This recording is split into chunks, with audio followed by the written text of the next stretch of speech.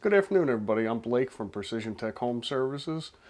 These are just some helpful videos to try and understand your heating and air conditioning systems a little bit better and take some of the myths and guessing out of how things work.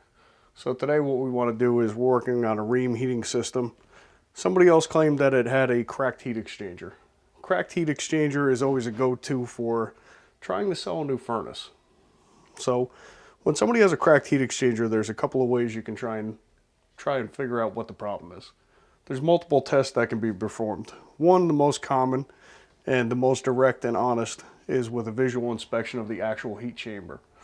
The heating chamber is not actually visible, so you have to use an inspection camera.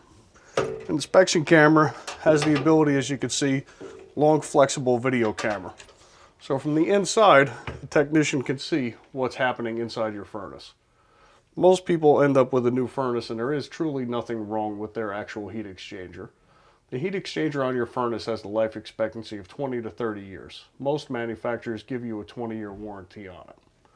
So when you're dealing with contractors and you're just trying to figure out what's what they're telling you, because you're obviously not informed unless they're speaking it.